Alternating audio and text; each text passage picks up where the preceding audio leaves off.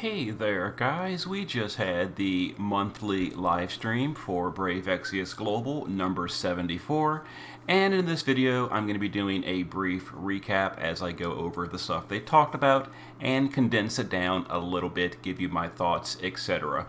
And of course, on Tuesday, I'll be having a news video as well where I go over it even more with a guest.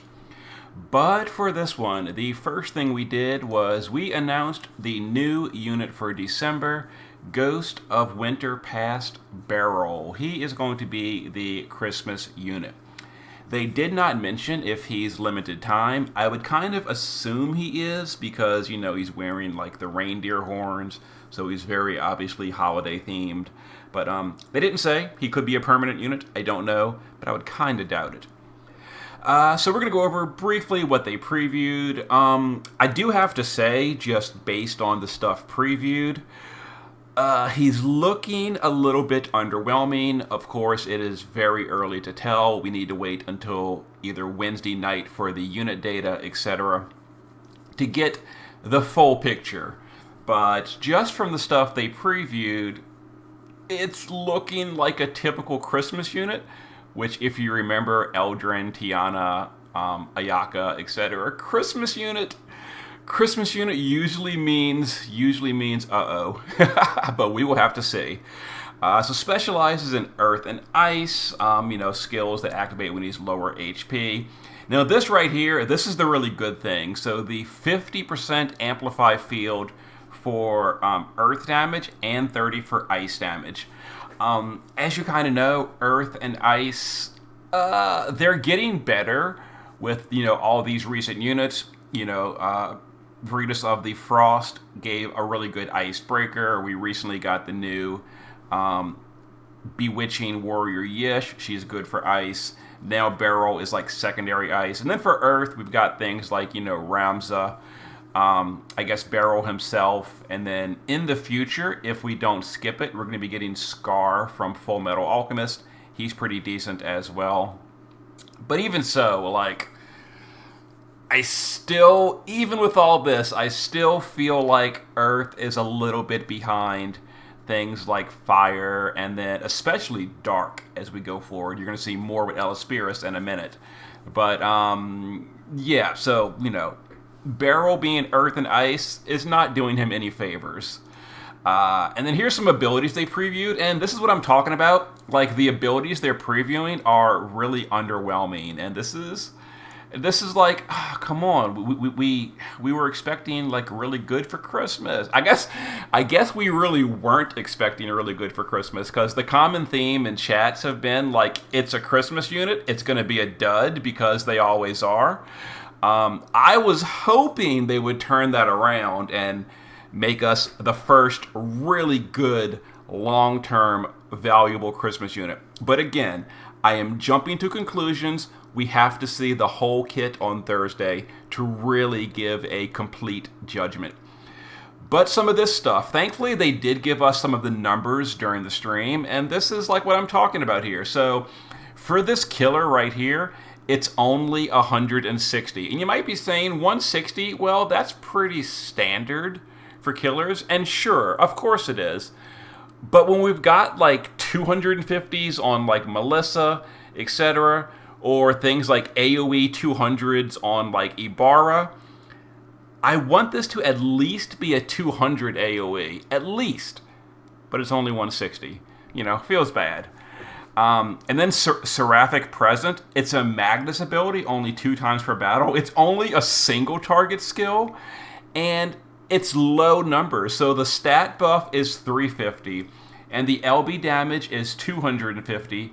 The fill LB is only 20, and it fills 500 morale, whatever. But 350 stats, it's only attack and magic. It's not even all stats. So it's 350 attack and magic and only 250 LB for a single target Magnus ability? What? That's so weak. Like, Sylvie was doing 400 to every single stat buff, 300 LB damage, and completely fills the LB gauge with the Magnus ability a year and a half ago. Why is this only a 20 LB fill? You can't even fill it to the maximum 20 LB fill. Why would it not be a fill LB gauge to the maximum? It's a Magnus ability. It's single target. The LB damage buff is only 250. Why are these numbers so low? They're killing me here. They're killing me. I mean, I guess that's a Christmas unit. Christmas units have to be behind the curve. I don't understand it, but there we go. Here's his leader skill. Again, completely forgettable. It's a 500 leader skill. Like 500 leader skills went out of style 5 months ago. What is going on? Couldn't you at least be a 600? Like stupid, what's the guy's name? Like Roos? Like the Water Roos is a 600 leader skill. Why are we still doing 500 leader skills? That's so outdated. That's so outdated and bad. But, okay, 500 leader skill for class units. Yay. Here's the TMR and STMR. So the STMR is a two-handed dagger, basically only going to be used by him. So, whatever. I will say, a two-handed dagger with high attack power is slightly better than most weapons, because I think dagger and throwing weapon are the only weapons with a 45% weapon in peril outside of Clash of Wills. I mean, like in Dark Visions. Yeah, I think dagger and throwing weapon are the only 45 weapon in perils. I think. I could be wrong here. I think it's just those two. So it being a dagger is actually kind of nice. So if someone can do a 45 dagger in peril, it might be worth swapping over your katana or your greatsword or whatever to this weapon, depending on the team, depending on the unit, etc., etc. So it is pretty nice. It is pretty nice, two-handed dagger. There we go. Although I do believe there's a two-handed Dark Visions dagger at 405 attack power. I think. Maybe that's only in JP right now. I'm not sure if Global ever got that. I don't know. In any case, yeah. Then the Vision card. I mean, to be fair, it's a non-premium unit. We weren't expecting a good Vision card, and we didn't get one. Whatever. It's 130 attack power, 500 flat for Brave Exvius, and some killers. I guess if you really need Beast Killer, it could be good. You know, it has Human Killer too, but who cares? Human Killer is super common. It's fine for a non-premium. Whatever. Decent, I guess. Let's move on to the more interesting stuff. Blood Dancer Ellispiris finally got her upgrades. I think they teased her upgrades 2 months ago, 3 months ago, and we've been waiting ever since. Maybe longer. Maybe not. I don't know. In any case, they're here. And for this, I'm pretty happy about. You know, Beryl, I'm a little disappointed in what I saw. But I'm really happy about Ellispiris. So, the SLB is now going to be a 90% defense break. This is exactly what I was hoping for. Like, I am so happy about this.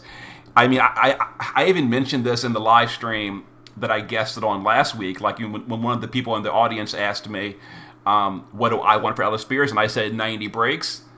We're getting 90 breaks. That is so perfect. That is so perfect.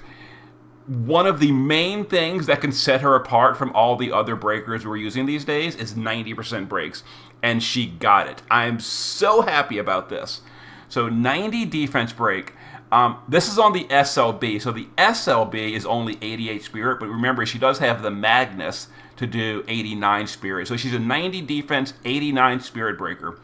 That's really nice. So they also increased her damage. Her base SLB goes up by 150 more modifier. This is both for Dark Visions and Clash of Wills. So now she's a 400 LB in Dark Visions and a 440 in Clash of Wills. Now, this does increase her damage, certainly, almost doubles it. Goes from 250 to 400. That's almost a double increase. That being said, it's still going to be relatively low, but that's okay. That's okay, because now it's at the very least on par with the other low damage breakers, like Avon. It actually should be better than Avon, better than Vanille's. It's definitely going to be a lot less than like the real DPS breakers, like Veritas of the Frost, Galoof, Agrius.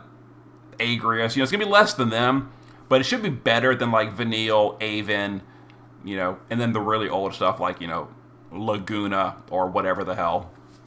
But yeah, that's a nice little mid-tier. She's still not going to be a meta damage dealer by any means. No way. But a lot better than she was. Then she got some other buffs as well. So one of her passives, again, this is one of those super goofy, questionable decisions, is she had no chain cap whatsoever in her original form. Now, I do know the STMR gives a 100%, but having no chain cap is going so far back in time to like original Cloud days. That was such a goofy design decision. They're fixing that. Now she has a 100 in her kit, meaning if she's using her STMR, she's now at the maximum chain cap. You don't have to waste a second slot to fix her chain cap problems.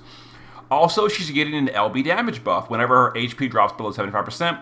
I think that happens like just by default when you use her skills. She self-damages below that, so pretty much she's always going to have a self 250 LB damage buff. That's kind of whatever. That's the kind of thing that normally is handled on the party-wide level, but it's still kind of nice. Even more buffs, though. Even more. They're fleshing out her kit, because again, her kit was a little bit like she had one skill. She was a dark field, and that was it. They're giving her more flexibility. So again, this is really, really hype. One of the things that I didn't like about her old kit was the fact that her field was on the base LB, and the higher her EX level, the harder it became to maintain that field on a long combat, like a Clash of Wills fight going 22 turns or something. Her field would go away, and because her SLB would keep replacing the normal LB and she had no way to refill, it was very, very awkward to refresh that dark field. You know, it could be done, but it was hard to do. It was an irritation. That's not going to be a problem anymore. Killing Ground is now a new regular ability. You can use the field at will. You can just put up the field whenever you want, not worry about the LB, not worry about refilling, just on demand. Awesome. Also really good for anyone that had Ella Spears at like EX1 or EX0. Now you can field on turn 1 without the LB being filled. Another ability is a Imperil field, only 25%, but again, she's no longer this mono-element, single-use unit. She's now more flexible, kind of like, Vanille, etc. Now, it's only 25% to 4 elements, Ice, Lightning, Earth, and Dark. So, it's not quite as good as something like Vanille or some of the other multi-element fields, but still, it's very nice that she's getting more coverage on more elements. I really like that. So because of her 90 break, I think, honestly speaking, she might have like just power crept like what's your girl's name? Agrius, or I don't know. Veritas of the Frost is a lot of damage. It might require math to see who's better on a party. Ella Spears with the 90 break for the whole party versus Veritas of the Frost doing 89 break and a better field, but a lot more personal damage. I'd have to map that out. I don't really know. Not to mention, who's really running an ice team anyway? But Lightning, so is she better than like Agrius or Vanille? That requires math, but I would assume she is. And then the last one is Septimecia. Omni Imperil to 130. And again, these are just regular abilities. These are not locked to Clash of Wills. These are not Magnus abilities. These aren't even cooldowns. These are just on demand. As far as I'm reading it here. I mean, I could be wrong here, but the way it's reading right here, it looks like it's on demand. That's super awesome. So 130 to all elements, and then a 25 weapon imperil to every single weapon. That's amazing. That is awesome. And of course, she still has the 40% to Katana on the SLB. So 40 Katana, 25 to the rest. That's really flexible. That's really cool. That's really awesome. So am I happy with Ella Spears' upgrades? Absolutely. Absolutely. And I really hope that they rerun her banner this coming week. They didn't say if they were or they weren't, but I really hope they rerun her banner, because anyone who skipped her originally, like I did, because in my opinion she wasn't worth it back in the day, anyone that skipped her and did not get her off banner since then, I luckily did, But they probably do want the chance to pull for her now because she's looking a whole lot better than she was.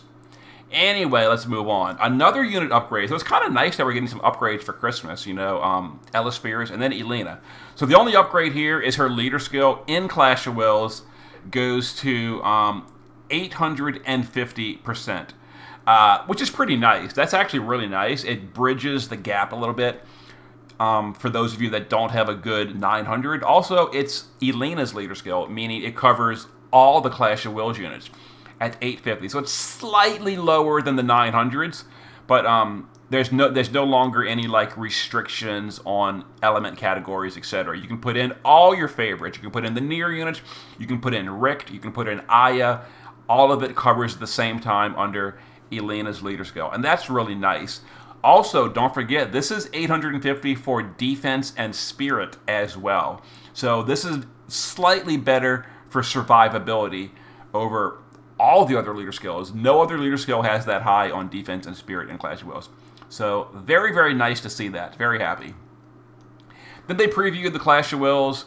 Yeti of unknown origin. The sprite is fine. It's nothing unique. It's just a abominable snowman. We've seen this 100 times before. It looks fine. That looks good. It's well drawn. But yeah, so human, beast, demon. We knew that already. Earth, lightning, fire. We knew that already. Just a few tips right here. Uses ice and earth magic attacks. Non-elemental magic. It inflicts paralyzing. We kind of knew all this from the monthly bulletin. Be sure to deal the proper elemental damage. And oh, hold on.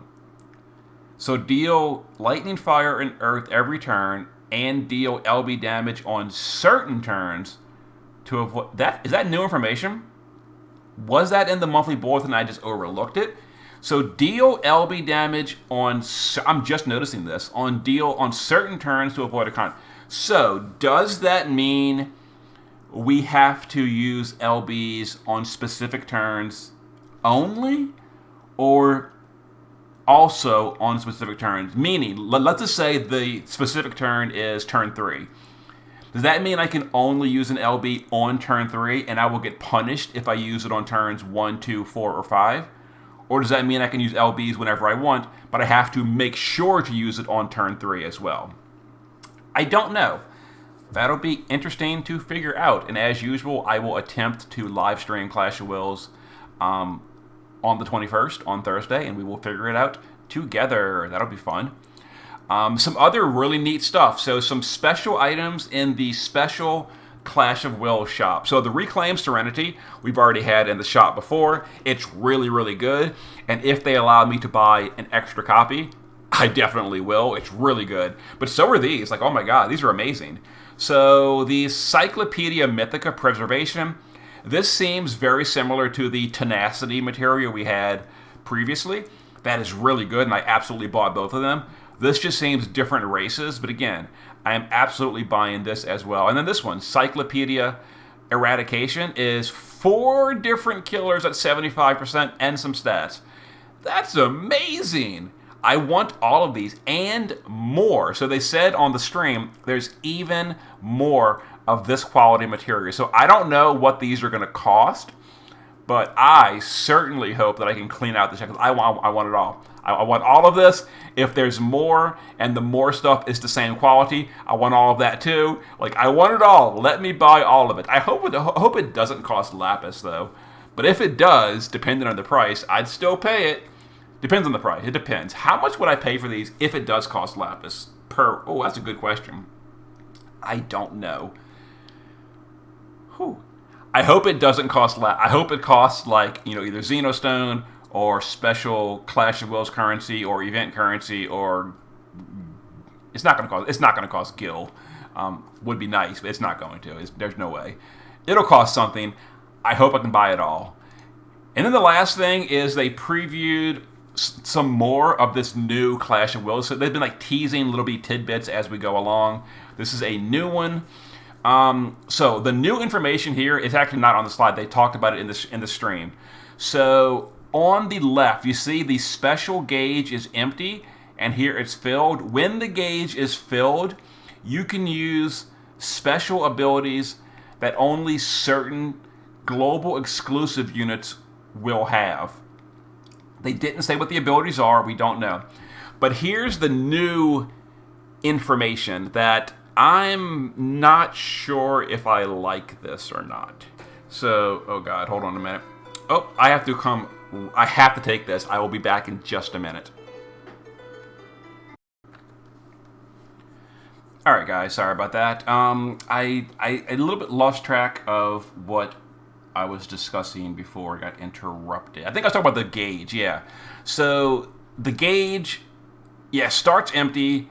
When it's filled, you can use special abilities from global exclusive units, correct? Yes, okay, yes, that's what I'm talking about. And, okay, so the thing that I wasn't as happy about to hear is, according to what they said in the live stream, if I'm understanding it correctly, the only way to fill the gauge is by using JP units. I'm pretty sure that's what they said in the stream. I could be wrong here. Let me know in the comments. But the way I heard it is you can only fill the gauge using JP units, non-global exclusives. And that's going to be their way to, like, give value to JP units in Clash of Wills. So if you don't bring any JP units, you can't fill this new gauge, meaning you can't use your new abilities. I don't like that at all. Like, I really don't. I mean, every now and then in a Clash of Wills fight, we'll bring a JP unit. For example, I brought Deuce not too long ago because she had good fields and all. But for the most part, every Clash of Wills team is like all global units, because global units are designed for Clash of Wills, and they're good there. Now they're going to force me to take a JP unit into Clash that has no business being there just to be able to use my abilities. I hate that. I do not like that at all. And once again, this is early information. They even say down here at the bottom, this is in development. Things may change. All I can say is please change it. Please change that. Do not force me to take shitty JP units that have no business being in Clash of Wills just to let me activate the abilities of my global units. Talk about a train wreck of a system. I hate that so much. I cannot say how much I think that is a horrible, horrible idea. Like, imagine, like, taking, who's a JP unit? I don't even know. Like, the new Yish. The new Esper Yish. Like, she deals okay damage. That's literally all she does. She hits the boss once per 4 turns. That is it. She serves no purpose other than that. She has no utility whatsoever. She has terrible damage outside of her SLB once per, well, depending on your EXL. For me, it'd be every 4 turns. If your EXL, every 3 turns. But anyway, you get the idea. Like, she should not be in a Clash of Wills team. And I'm going to be forced to take her just to fill this gauge. I'm spending way too long on this because this is in development. It may change, but if there's any time to give feedback, now is the time before it gets released, because that is the easiest time for them to make adjustments. And my God, don't force me to take bad units into Clash of Wills just to enable my good units. What a terrible idea. What a terrible, terrible idea. So please, please, hopefully this is adjusted before release. Anyway, that's everything covered in the live stream. There's also like half an hour of trivia and games, etc. Not really going to cover that for the recap video. We're going to talk more about this on Tuesday with the guest in the news video. But yeah, hopefully Beryl is good. Hopefully he's good, because I didn't like what I saw, but we'll have to see. Okay, see you then.